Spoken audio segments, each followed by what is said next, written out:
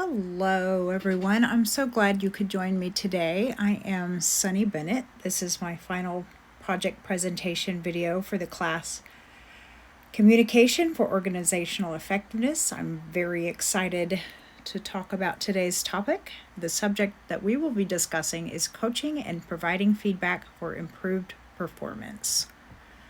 I had the pleasure of interviewing Dr. Sally Griffin for this topic.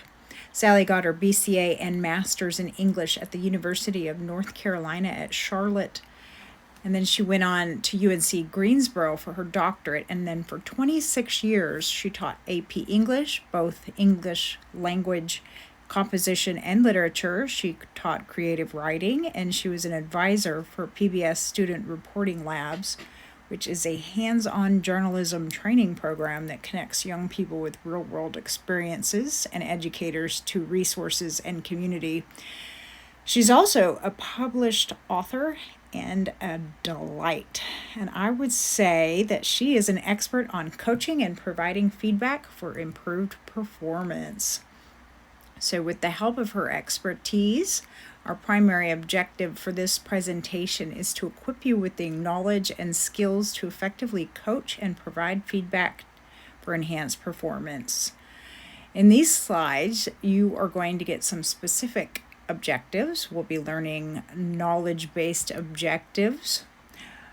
We will be learning skill-based objectives and behavioral objectives. So those knowledge-based objectives, we are going to define coaching and feedback and talk about the contrast. And in my line of business, we call that differences training. Yes, they are hand in hand and are similar, but they're very different. And we will draw that distinction. We will explore the importance of coaching and feedback and development by identifying key components of effective coaching and feedback and recognize those common barriers. We're going to develop the ability to set clear performance expectations, enhance active listening skills, learn how to provide constructive feedback in a positive and supporting manner while you build confidence and provide ongoing coaching. You are going to increase motivation, improve ability to build trust and rapport, enhance capacity to foster a culture of open communication and feedback, and you're going to develop those skills to empower them to take ownership of their own development. So, what is the difference between coaching and feedback? Well, coaching is a collective process. It involves guidance, insight, encouragement, instructing, and training. We're empowering individuals or teams and targeting the future so they can achieve their full potential. While coaching, there's a focus on teaching specific skills needing to develop and improve the performance plan of action to foster growth and development. Feedback, on the other hand, that uses those coaching guidelines to focus on the past performances to see how they did, to identify strengths and weaknesses. Feedback is a one-way communication channel to make adjustments to the methods and skills that we've been taught and learned.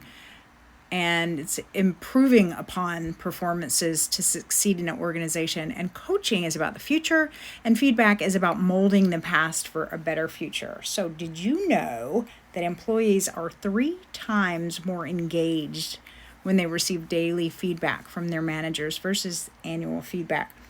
So you can understand that while feedback is essential for improvement, coaching is what takes it a step further by using it as a foundation for creating a roadmap for future success. So with Sally, we were talking about her teaching career and incorporating her principles and helping struggling students. So I wanted to know what kind of approach that she used and how did she most find effective in helping them overcome those challenges. So you've got to acknowledge that people have different personalities and learning styles, and it will be your teaching responsibility to learn what approaches you need to use. Every child can learn, every employee can learn, and it is the coach's responsibility to find the effective method for that person. Strategy involves student reading, providing feedback on others, writing in groups, ensuring accountability, and ensuring participation. Importance of individual conferences to address specific issues faced by the individual. Create a collaborative learning environment where they feel comfortable discussing their work and receiving feedback from peers. It's important to verbalize what you think, what you're hearing. So, like, this is what I'm hearing you say. Is that right? The teacher emphasizes that it is important to be a facilitator rather than an authority figure. You've got to create that safe space for learning and open communication. You've got to sit down with them on the same level. So, in her experience, what were some big challenges when the students were facing the feedback, and how can you create a learning environment that's actually seen as a positive tool for growth?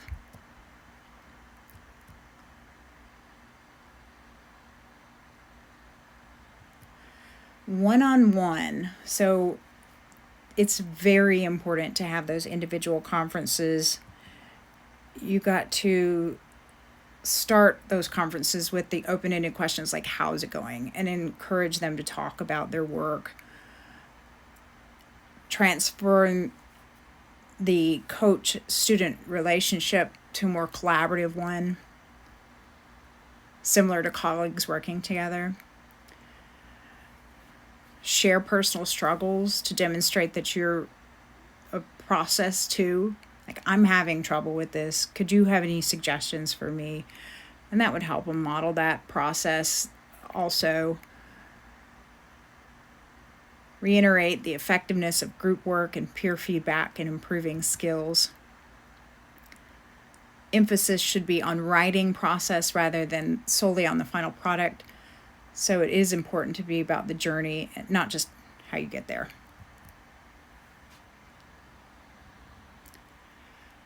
What do you consider the most important qualities to embody?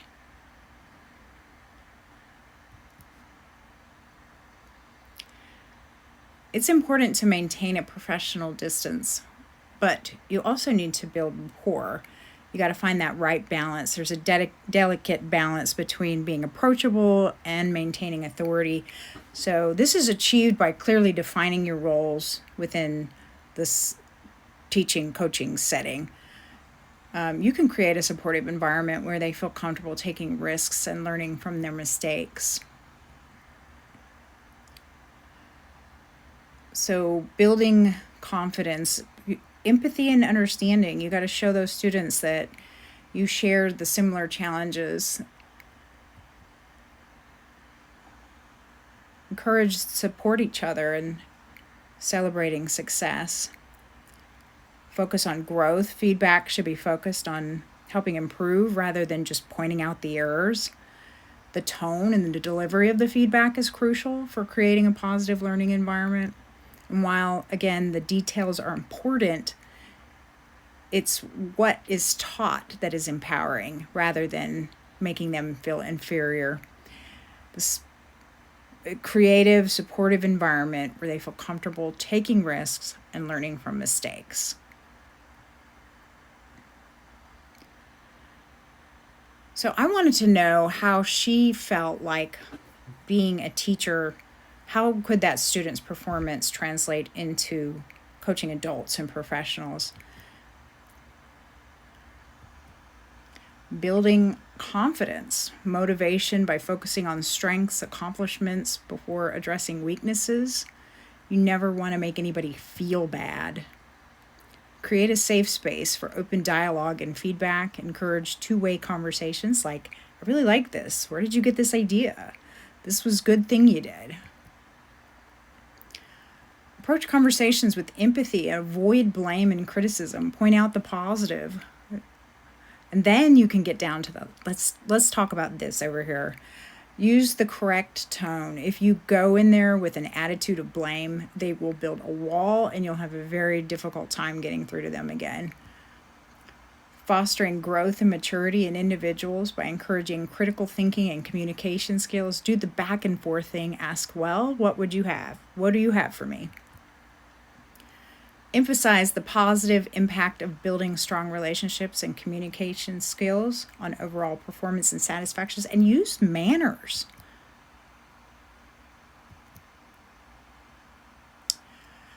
So over the years, feedback has evolved, and if she could give any advice to teachers or managers, what would that be?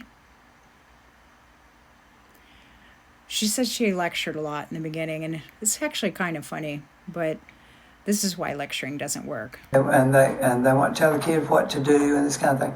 So I started off that way. I was so good at standing behind that lectern, oh, you should see me. And so after a while I realized, well, everybody in here is asleep except me. And I'm so interested in what I'm saying that I can't go to sleep. But the kids didn't care. So we had to have a little discussion. So that little discussion that they had to have was actually about their expectations, about setting expectations. What do you expect?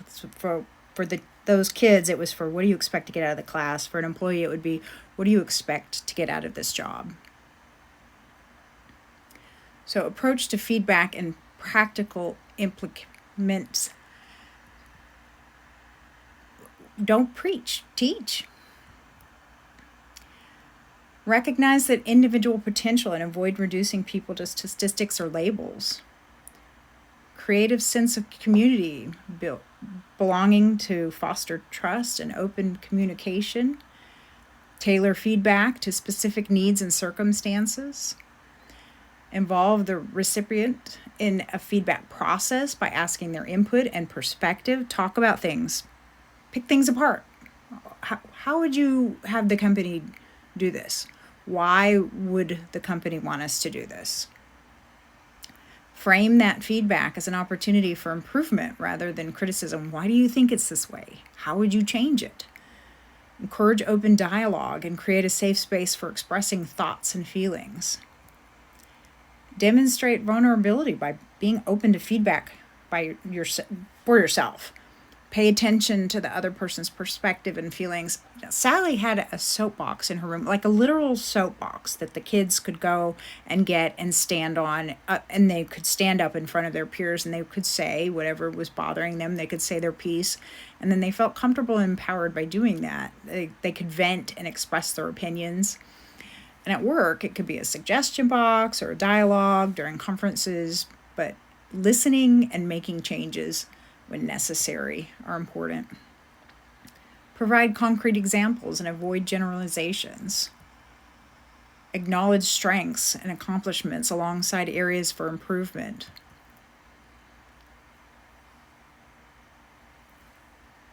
Encourage self-reflection and problem solving. Let them take time to see the moments and enjoy the experiences.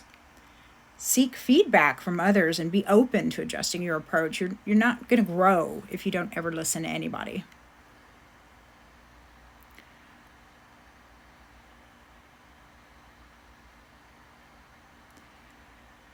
Sally told me this story, and it's a testament of the power of coaching. She told me about a young student of hers, and this student eventually went on to write a children's book. It was this one, The Creature Was Stirring.